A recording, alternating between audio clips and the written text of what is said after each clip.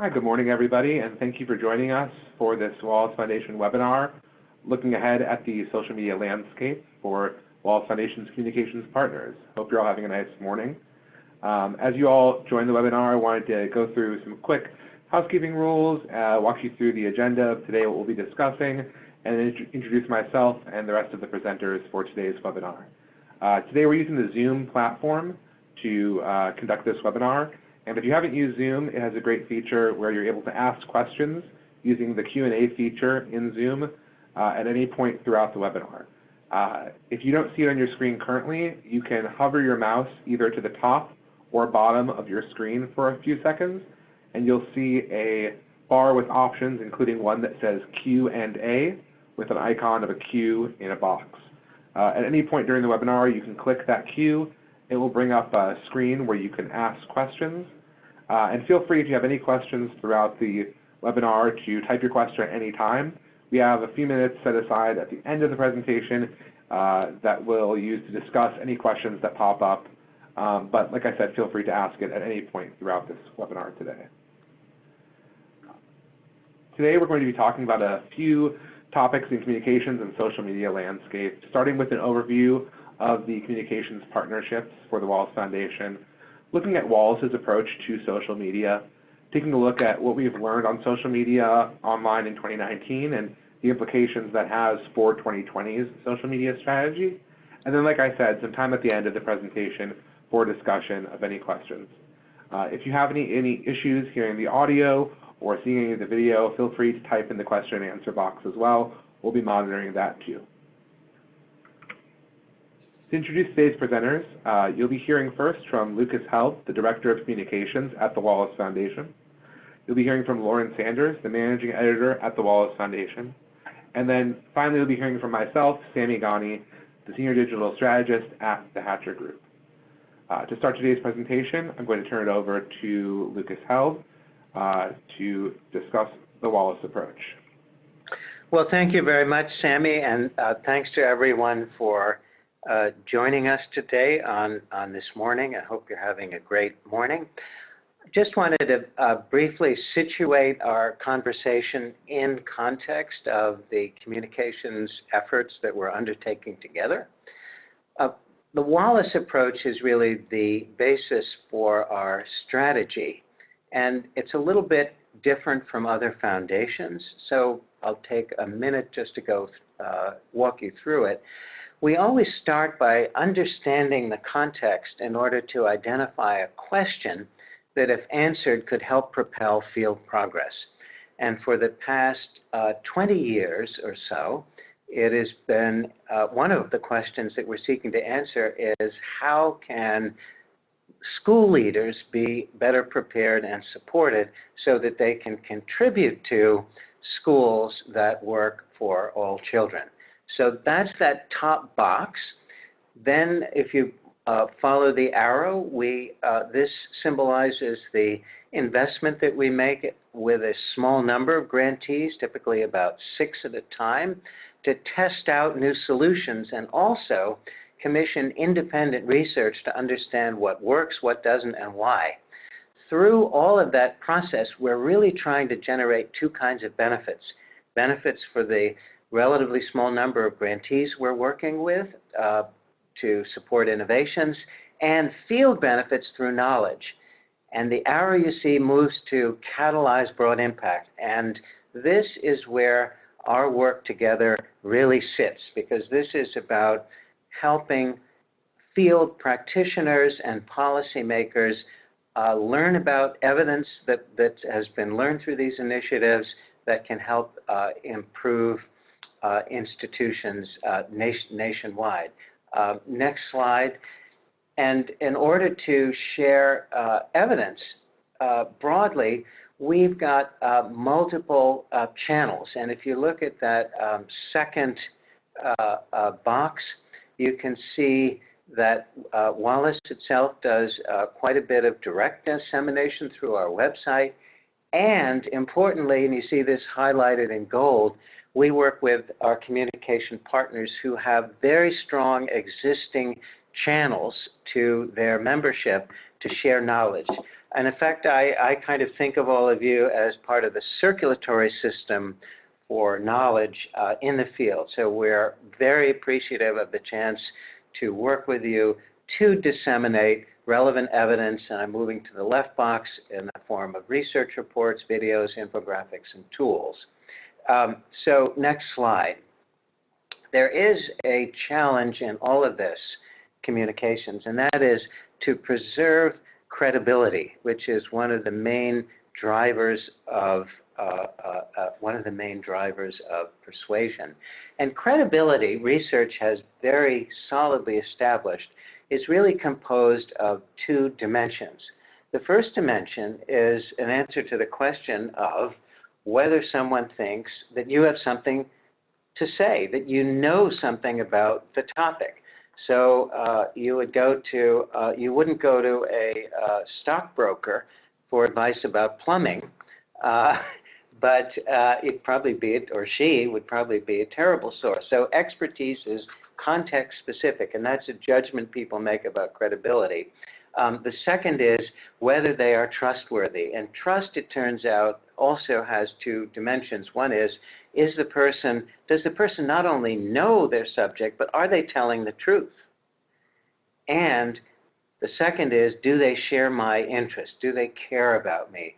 So these two dimensions together form credibility. And without credibility, it's really hard to persuade somebody.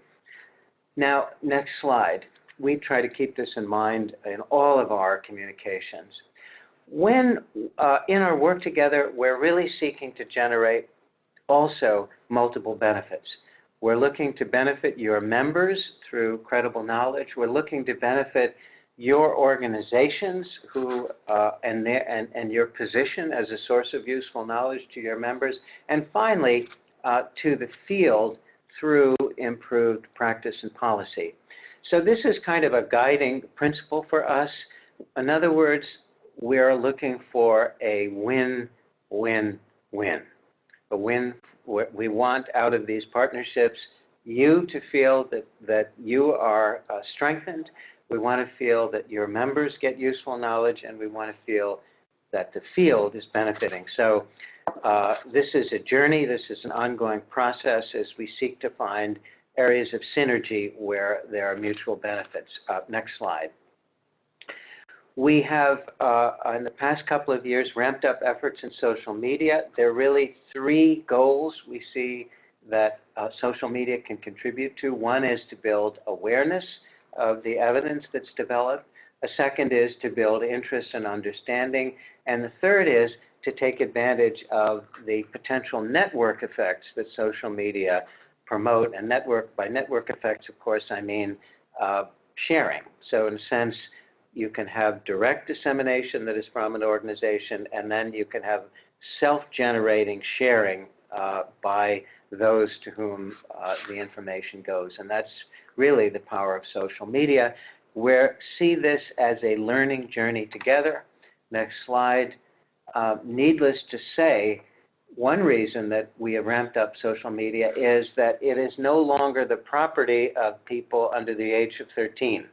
As this chart shows, 88% of those 18 to 29 are on social media, and more than 3/4 of those 30 to 49. We're talking about large majorities of Americans who are on social media. It is not just for young people anymore. And somewhat sadly, social media has, and you see on the right, eclipsed print newspapers as a source of information. More Americans are getting their news from social media. We have less of a window of visibility onto professional use of social media. That's something we want to learn about, but our hunch is that it's substantial. Next slide. And we are active on a number of areas, and I'm going to turn to Lauren Sanders, our managing editor, to talk to you about what Wallace is doing on social media. Thank you, Lucas, and thanks so much, Sammy, for putting this presentation together, and thank you all for being here today to talk a little bit about social media. So as Lucas said, I'm going to talk about first our presence on social, and then we'll talk a little bit about how we interact with you all and with partners on social media. So the basics. We are on a number of social channels out there, as you probably know. Primary for us are, I guess the big three. Well, maybe not, but we call them the big three: Facebook, Twitter, and LinkedIn. And if you go to any of these, you'll get a good picture of, kind of what's going on immediately right now in the Wallace universe. We also have a presence on Instagram and YouTube. Both of these channels we're seeing as being increasingly important in the world at large, and really are going to turn more of our attention to them in 2020. Instagram, just because so many people are on it, and as Lucas was saying earlier, the age demographic of Instagram seems to be inching upward as well, and becoming more important for brands than it used to be. YouTube, generally we use it right now more as a repository for our video, and we're really looking to grow that into a channel of its own. So that's just a little hint of what's ahead for us.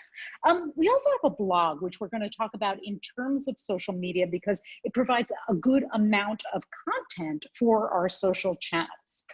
Next slide, please. So before we talk about the channels themselves, I want to say something about our content. We approach our content with the same standards that we apply to all of our products, and that goes for commissioned reports, tools, articles, and the criteria basically breaks down to, we look for four things: credibility, clarity, organization, and nonpartisanship. The difference with social media is that we allow ourselves to be a little less formal, perhaps. And while we're always conscious when we're talking about data and findings to be correct, because that gets back to credibility, of course, as Lucas was talking about earlier, we do understand that so much of social media is people talking to people. And so if we can help people understand a little bit of the why behind the findings, or the who, how did this come together, then these channels are really working for us. Next slide, please, Sammy.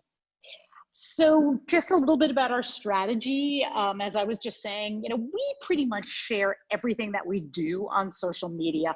Occasionally there'll be something that we'll hold back, but for the most part, we're looking at everything going out there. It's a question of how much we promote it.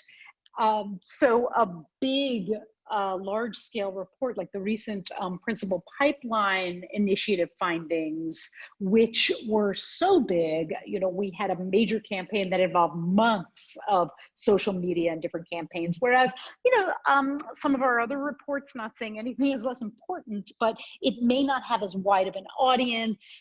It may be at a different stage of the research. So at that point, maybe we'll, do a few different posts and then, repeat it again down the road sometime, but it just doesn't become as big. So our blogs are published, blog posts we shoot for once a week. So that gives us, as I was talking about before, a continuous flow of content. And with that, we post twice a day on Twitter. Well, that's our goal anyway. And once then on Facebook and LinkedIn. Occasionally, we more often than not now, we boost individual posts on Facebook, which means, put a little money behind them so that they can reach a wider audience. And you also have the potential to target to specific folks. Some categories we use often are job titles, so for the education leadership work, principals. We can also target geographically if we have campaigns in geographic regions and that sort of thing.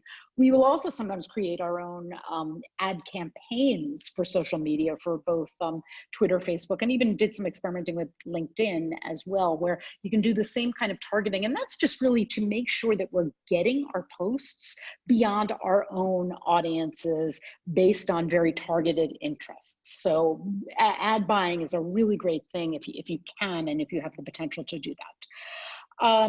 Visual, I can't stress enough the importance of visuals with posts.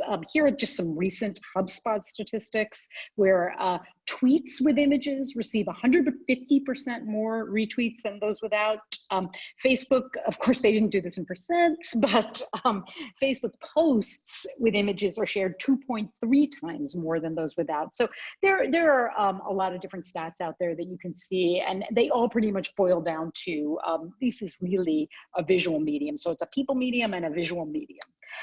How do we measure success? And I'm going to stick with social media here.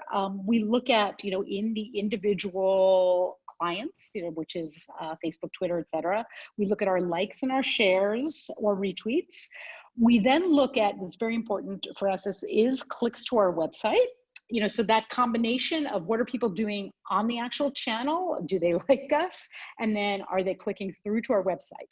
Then also when we can, we try to measure downloads. So are people getting a product that they want? Because we really are very interested and focused, as Lucas was saying earlier, on our knowledge distribution. So with social media, when we link directly to a report, we can track downloads from social. When we link to our blog posts, it's a little bit harder because if somebody clicks in a post to a report page and then downloads, you kind of lose the track there. So we're trying to get a little bit better with our tools with that so we can get a better read on downloads. But again, hints at what's to come.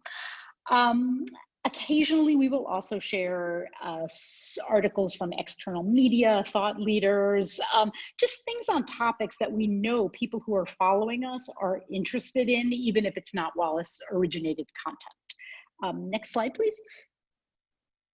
So I am now going to turn to just some of the examples on our channels where we have engaged with partners, and in that really talk about the kinds of engagement that we like to do.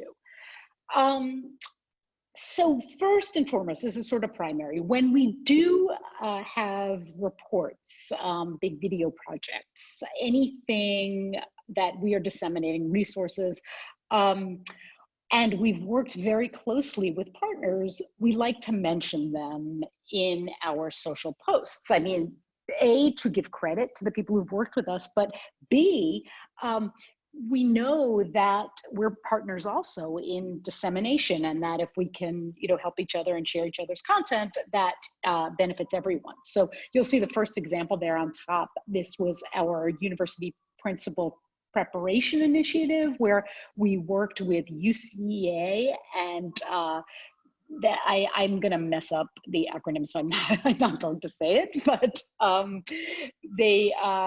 we worked with them very closely on producing this video series, and so we were drawing them in to our social media on the topic. Another really basic one for us, you guys, when you do a lot of great things. So when there are major announcements, when you have a new CEO, for instance, or a major event, we like to congratulate you on social media or share your announcement, some way of interacting and saying, hey, we think this is great news. Also, when partners share our resources, which, as you know, we love, we engage with that as well. And, that can be anything from a share to a comment, sometimes a direct message if we want to have a more personal conversation, or at the very least, we'll give you a like just to say, hey, we're out here and we really appreciate you. So that's just some of the interaction we'll do there. And next slide, please. So a couple more examples here. The first one, this is an interesting one for us in that occasionally we will have people that are working on similar issues to us, and partners that, while they're not working on a specific report or research, they are involved in the worlds that we're involved in. So this was a situation with an organization called Learning Heroes that is working on social and emotional learning and how to communicate with parents around social and emotional learning. Our work with social emotional learning is really directed toward um, policymakers, practitioners, so we don't have much for parents. However, we knew that people in our circles would really be interested in the work that they were doing. And so we used our social media to highlight some of the reports that they were doing. And then we actually did an interview with the head of Learning Heroes for our blog so that we could also help provide a little bit more context as to why we're bringing this organization in with the Wallace work. So that's another thing for us also that we use the blog and social media for, to really help again with this providing context and making meaning for people that you might not get from the report alone. And finally, we love big national events. So National Principals Month, Summer Learning Day, Lights on After School. We love to celebrate with you. So the more that we can know about what you are doing, any of the big events, and with a good lead time, the happier we are to get involved with you on social media when those events come up. And really to just maintain close contact with the Hatcher group there so that they know what you're doing, or feel free to contact me directly with anything. And with that, I am going to turn this back to the Hatcher group and Sammy. So thank you all. Thanks so much, Lauren and Lucas, for starting this webinar so strongly. Wanted to talk to you all transitioning here to looking back at what we've learned this year in 2019, and to think about how those lessons we've learned are going to inform the trends and best practices we're looking at into 2020. And before I begin this section, I just want to stress the importance of all of these individual trends and kind of lessons learned shouldn't be taken in a vacuum. They can all be worked together in a way that social media is constantly growing, evolving, and as we look at these trends, you'll see that they're all interlocked together to inform your strategy. Starting with our first trend here, this idea of being intentional about rebuilding trust with our audiences. As I'm sure all of you working in social media spaces know, consumers are more wary than ever of brands and organizations on social media. Since the last 4 years, social media has really taken a hit in public perception. We've had hearings on the floor of Congress with Facebook and Twitter and Google founders. There's a lot of bad press in terms of data leaks and all sorts of negative attention being put to social media that trickles down to how people on social media are interacting with our organizations and brands. So what can we do as people who are crafting those messages and that strategy looking forward into 2020 as the election cycle is really picking up and there's going to be even more negative news, even more coordinated social media efforts, even more prevalence of bots and negative actors on social media? What's our role here? And we've kind of broken down into a few different pieces here. This idea of striving for transparency, adjusting our performance indicators to meet high engagement content rather than high reach content, and this idea of increasing trust. So when we're striving for transparency here, that varies from organization to organization, how you're going to present that, and hitting that sweet spot of transparency. But it goes to this idea of wanting your audience that you're crafting and directly trying to communicate to feel that they know who they're talking to, know the kind of organization they're talking to, and can feel comfortable, and not only comfortable, but excited to engage with that content. That leads to that idea of measuring success on social media. And I love Lucas going through earlier in the webinar talking about exactly what do we mean by success at the Wallace Foundation on social media, because I think it's important for every organization to see what does success mean for us. And our recommendation is that success is increased engagement. You don't want to necessarily say we're succeeding just because we've thrown this message out to as wide a net as possible. You want that group of people who's following you to feel excited about your content, like it, share it, comment on that content, participate in discussions that you're having. And a big way to do that is user-generated content. That can be images, video, text, audio, posted by users. 51% of users say that they're interested in further interacting with a brand or an organization if the brand shared their post. So what Lauren was talking about, in terms of liking or retweeting, every organization has their own internal values or views on that.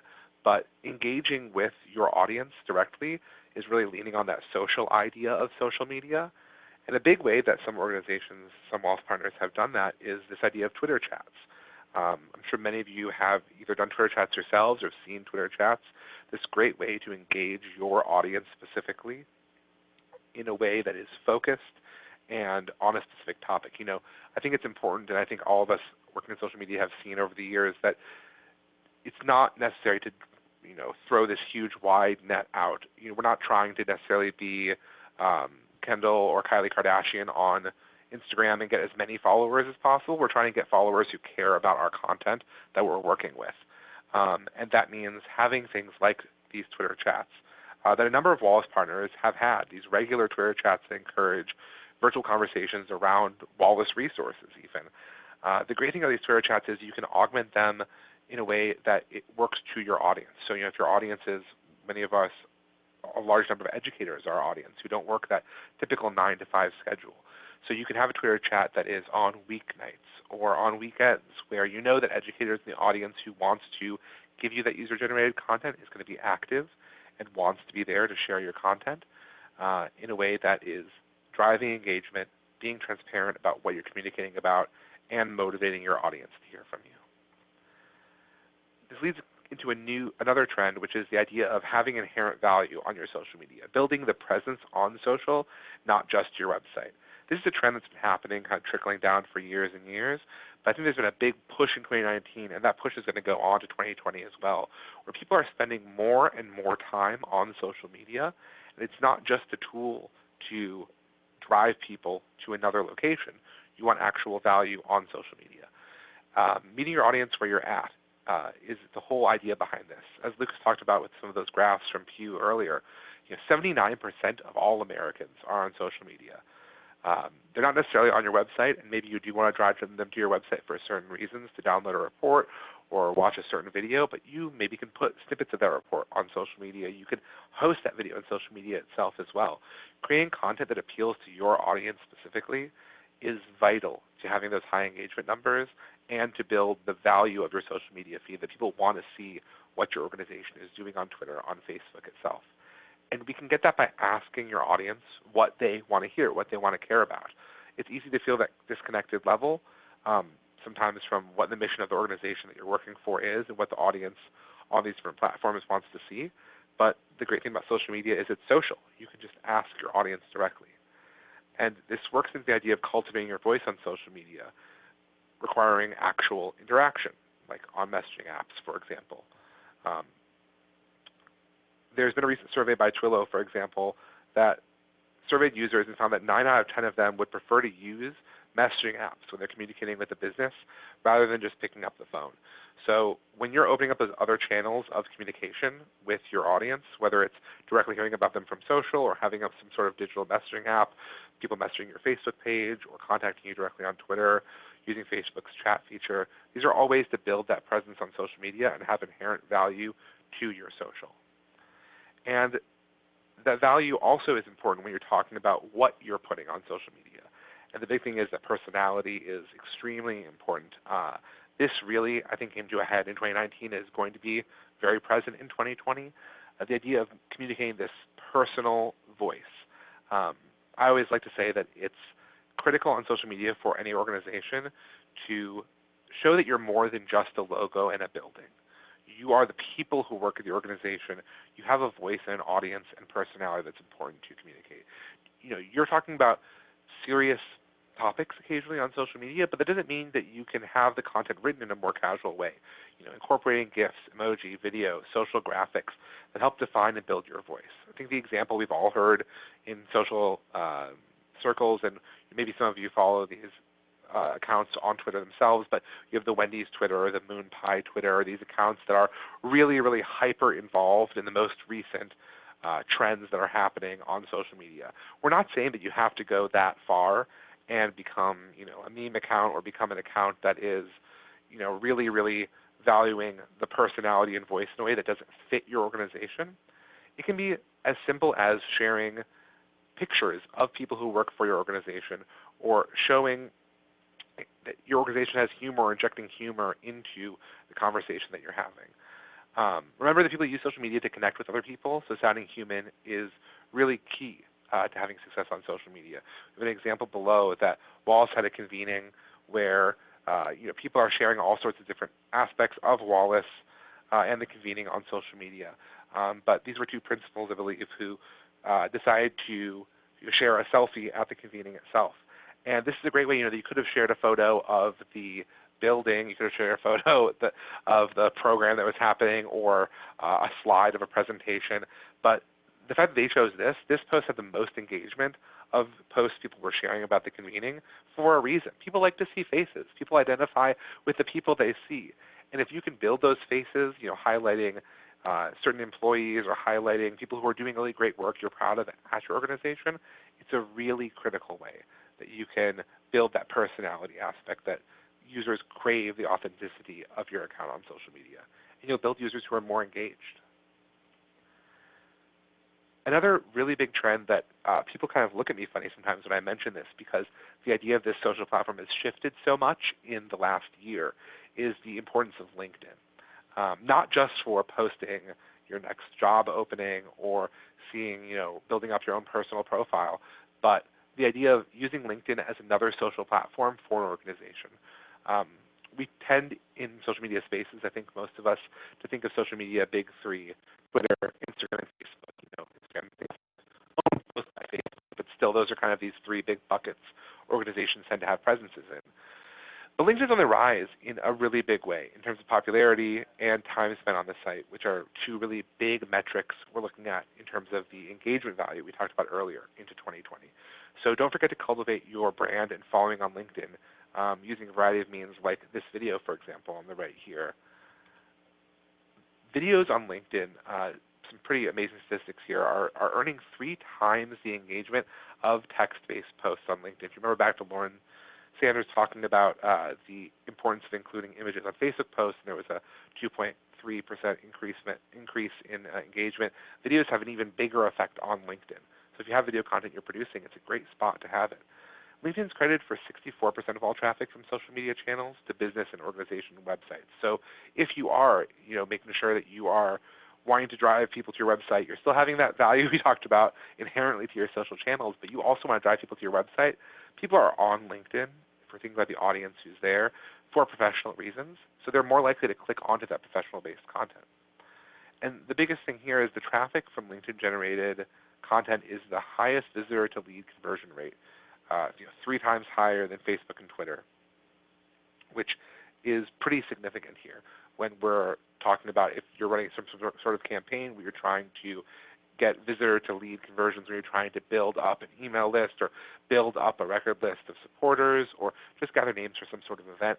LinkedIn is something that many of us are kind of letting atrophy as a way to just post job postings, when it can be another platform that we're really focusing on sharing content with. And I mentioned video in the last slide, and that brings us to kind of near the end of our trends for 2020. The idea that video is really thriving, but it's also becoming more affordable, and because of it's more affordable, more accessible. What do we mean by that?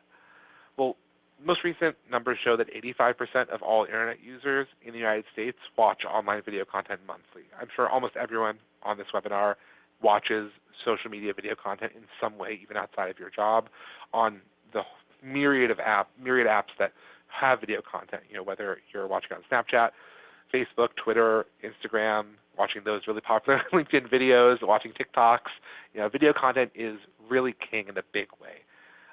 The biggest change that we've seen in 2019 and into 2020 is the accessibility and affordability of videos.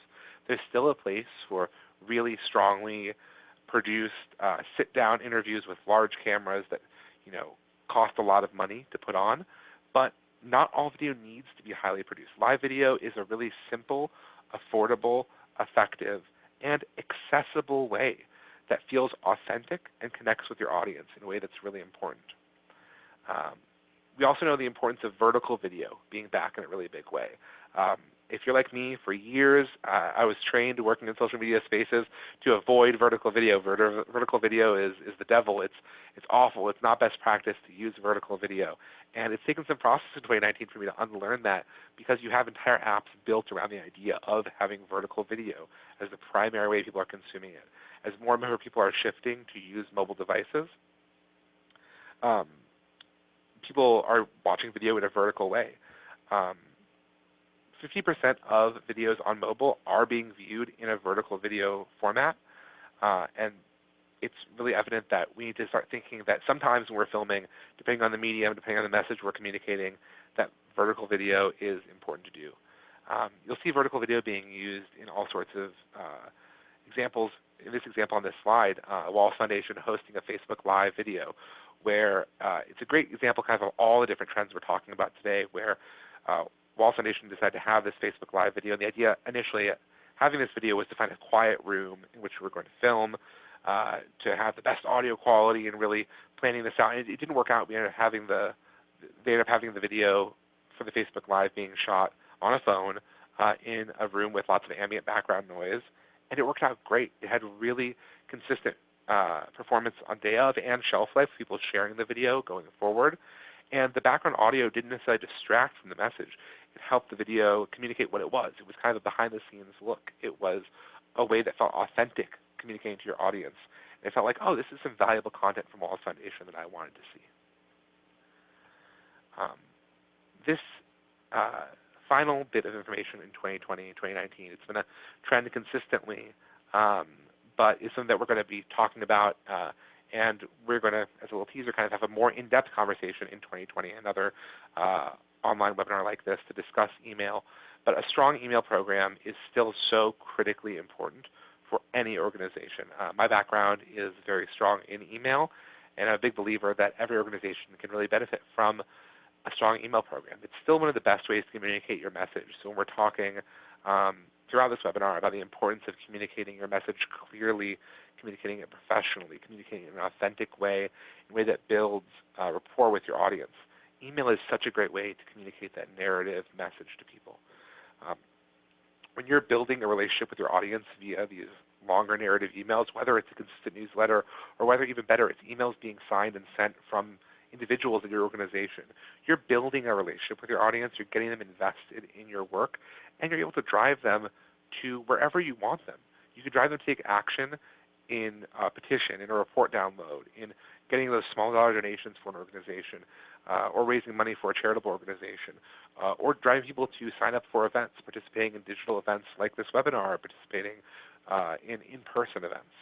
Like I said, we're going to have a much more in-depth conversation about this and about email marketing into 2020, but this is a trend that I think is just going to get more and more popular as people are still using email in new and innovative ways.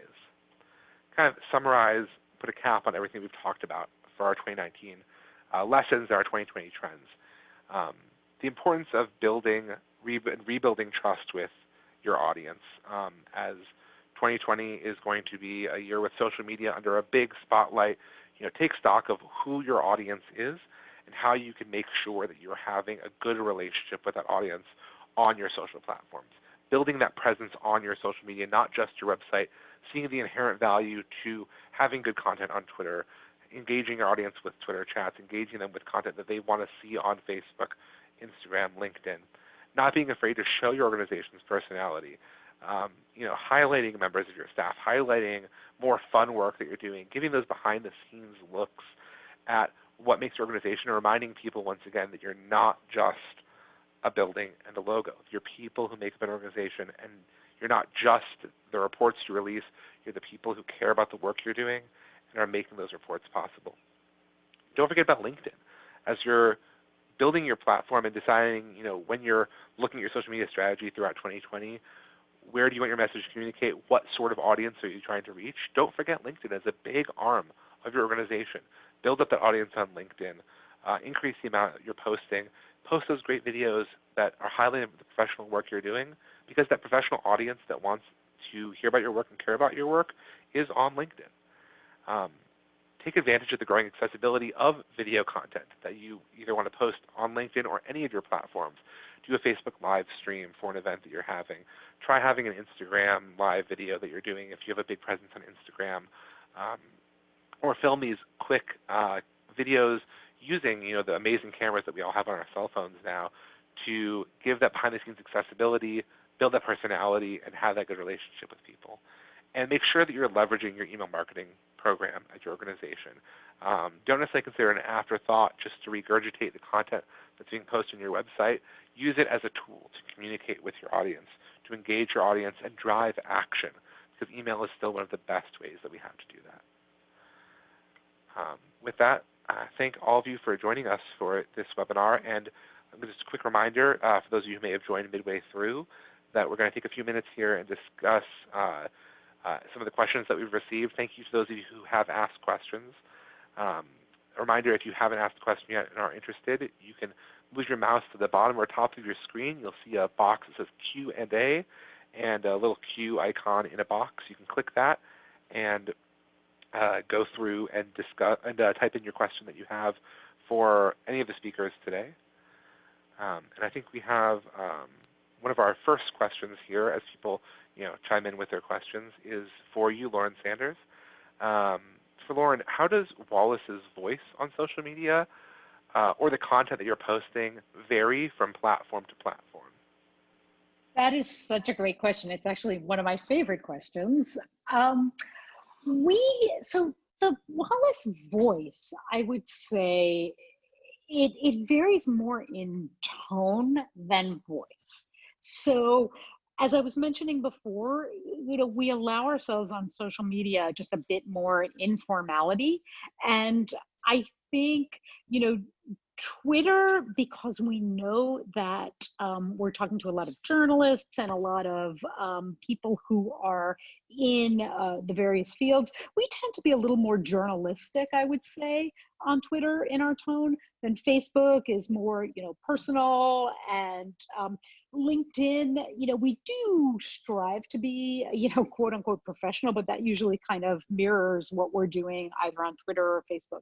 And then I think one of the reasons that, we've had a little bit of questions about Instagram is we've really been wrestling with, how does the Wallace voice translate into a medium that is really just so visual? And we haven't gotten there yet. So again, that's more of what we're wrestling with at the moment. Thanks so much, Lauren. A few more questions here. Let's see, a couple for me. Someone asked, who came in a little bit late, who is the Hatcher Group? Who am I talking here on this Wallace webinar? My name is Sammy Ghani. I'm the Senior Digital Strategist at the Hatcher Group, and we'll make sure that all of you on the webinar will be sending out a link to the recording of the webinar so you can check in if you missed the beginning, or if you had to leave early and missing the end. You'll be able to go ahead and rewatch all this information. The Hatcher Group, we're an organization that works with the Wallace Foundation on communications and social media strategy. We work to inspire change for good is our messaging, and that's why we're here on the webinar today, kind of talking about social media and communications in general. Someone asked a really great question about, thanks for attending this webinar, and can we talk a little bit more about the messaging apps, give some examples? Sure, I'd love to. I kind of glossed over that a little bit. So messaging apps in general have evolved in a lot of ways. Basically, they're ways that people can communicate with your organization digitally that isn't email or a phone call. So I'd say the biggest overall messaging app that probably almost all of you have seen is Facebook Messenger. So when you go to almost any page on Facebook, you'll see oftentimes a messenger box pop up in the lower right corner where as individuals who run these Facebook pages, you can set up a pre-setup of questions that are maybe some of the frequently asked questions. How do I contact you? What are your hours? What are your communications? What can you do? And you can also set up bots working with that Facebook Messenger tool that will automatically respond to the most asked questions that you have set up for your organization. Beyond that, I've seen organizations that use messaging apps that are often used for interpersonal communications, like WhatsApp and even Snapchat, as ways to communicate directly with your audience. So if you have audiences that you're trying to reach that are more varied and maybe are less likely to give you a call on the phone, but are really digitally engaged, those messaging apps are important to look into. I'd say as a basis for all organizations, just looking into making sure your Facebook Messenger tool is fully set up on your Facebook page is a great first start there, because it's a first point of entry for a lot of people who are looking at your content, and you want to make sure that that initial experience is really good for them. There's a question for Lucas here. what are some potential social media pitfalls that could affect the credibility of an organization? Well, thanks, Sammy. So one of the pitfalls that we see occasionally is that, as Sammy and Lauren mentioned, social media we usually conduct social media with a more informal tone. And sometimes that can kind of lull us into a false sense of security about what we're saying, and that can lead to mistakes. So let me just mention two of them briefly. One of them was, I think many of you know, in 2013, there was a bomb that exploded at the Boston Marathon, injuring, I think killing at least one person and injuring others, a terrible event. A couple of years later, Adidas sent out a tweet saying to the runners, obviously connecting with their footwear, saying, "Congratulations on surviving the Boston Marathon." So obviously what they meant was, great job running 26 miles, but it had terrible reverberations. It was made in haste. The intentions were good. So that's one example. Another example was, I think probably most of you have seen Star Wars and remember Princess Leia's very strange hairstyle with the buns around the ears. The role was played by Carrie Fisher. Well, when one of the tactics we use in social media is to try to connect what we have to say with ongoing conversations. So Cinnabon thought, oh, good, let's connect to this ongoing conversation about Carrie Fisher. So they ran, I think one would call it a meme. They ran a meme of Carrie Fisher playing Princess Leia, but instead of the buns, the hair bun, they put a Cinnabon next to her ear with the caption, Princess Leia's buns are second only to our buns. And just you can just imagine the kind of backlash. Now, of course, so this was a case where, even though it's casual, there really can be missteps that can haunt you. So those are sort of, I would classify that as self-inflicted wounds.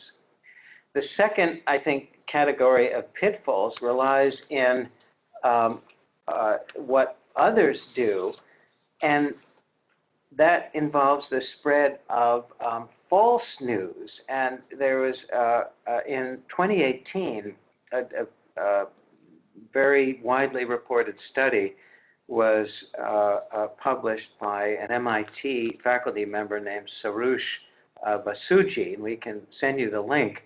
But they studied rumor cascades on Twitter for an 11-year period from 2006 to 2017. They tracked 126,000 rumors. The bottom line in the study was that falsehoods traveled 7 times faster than true statements. So there is real potential for social media to enable the spread of false beliefs. We've obviously seen that in the political realm. So what that means is that it's useful to monitor social media for things that have been said that may not be true, and respond carefully and promptly if they are spreading widely. Now, you have 1 or 2 tweets that go nowhere, it's probably not worth responding. But if something is spreading, that would cause alarm. So those would be the 2 things I think to watch out for. I would call, frankly, part of this is taste, decorum. These are, as Sammy said, it's important to have a voice and a person is useful, but these are also institutions that are being represented with an interest in preserving a long-term reputation. So balancing the informality and personal voice with standards and taste, I think, is sort of part of the challenge of social media. Great, thanks so much, Lucas. I think we have time for one more question here. Someone said, for Sammy, what kind of content should we share on LinkedIn beyond hiring and workplace-related content? It's a really good question. So I think a lot of organizations are branching out into LinkedIn for the first time in 2020. We talked a little bit about the importance of video on LinkedIn, how it's a great way to drive engagement rates. So answer's kind of in twofold. First, for the type of content specifically, I'd say that reuse some of those videos that maybe your LinkedIn audience hasn't seen before. I always think of video as a great resource that a lot of times we post it for the first time when it's a fresh video, piece of content that just got released, and then we just let it collect dust virtually. But repurpose that content in ways on LinkedIn. There's not that cap like Twitter has for posting video content. But additionally, LinkedIn is a great place where people are going for participating in professional groups or looking for more professional-based content.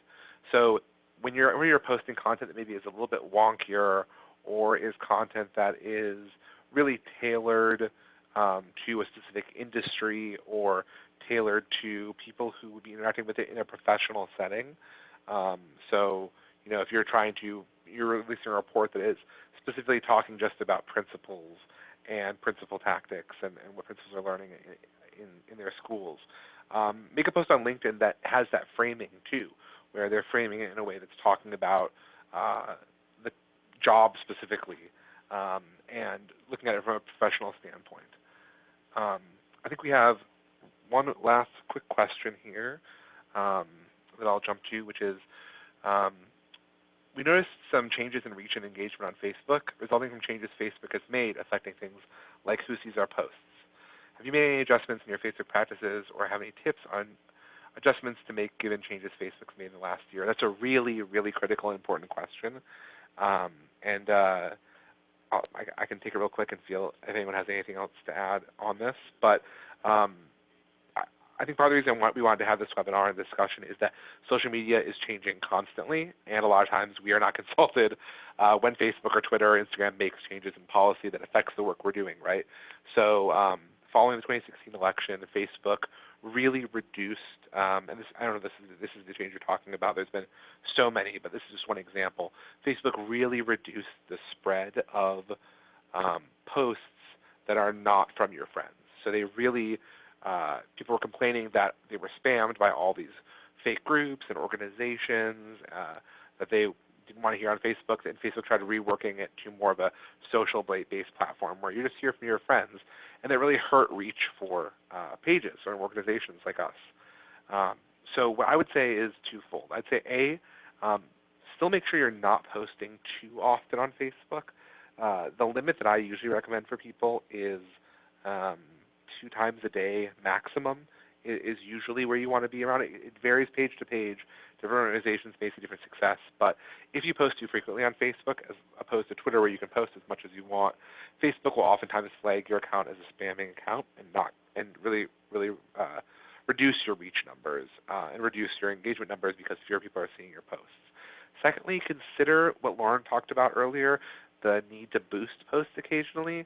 Part of this is rethinking that Facebook is, we're not going to see the numbers on Facebook that we saw engagement-wise 10 years ago, even 5 years ago. Those engagement numbers were kind of working in a new paradigm of what our benchmarks are. So go ahead and look at, right here in 2019, take stock and run a report on how your engagement levels were in 2019 and use that as a benchmark to measure 2020 against, instead of maybe looking back at how did we perform on Facebook in 2014 and using that as a standard to compare to. Because Facebook, like you said, has changed their internal policies so much that it really impacts some of the missions when you're trying to communicate your message on Facebook. With that, I think we're going to have to wind down today's webinar. Thank you so much to all of you who participated and joined us for today's webinar. We really appreciate all of your great and insightful questions. and participating in this discussion with us on social media strategy and policies, and looking ahead to 2020. And Sammy, sorry to interrupt, it's Lucas. Thank you again for all of you joining us today, and we're happy to make available this deck. We know there was a lot of information, a lot of good ideas from Sammy about exploiting LinkedIn and using accessible video, and also from Lauren about ways that we can continue to partner together for that mutual benefit that we're seeking. So I'm thinking, Lauren and Sammy, we can just share the deck after with folks, and feel free to contact Lauren or Sammy, or Lauren Pescatore, that is, at Hatcher, or Lauren Sanders, or me or Sammy with any questions. Yes, thanks, Lucas. And on that note, too, not only will we send out the deck, we'll be sending out, like I said, a full recording of this webinar, too, so you'll be able to scroll back to any of the discussion if you missed something or want to take notes on anything that we talked about in the discussion section. Thank you all again so much for joining us, and thank you, Lucas and Lauren, so much for your great insights in how the Wallace Foundation does their social media and their approach to being online.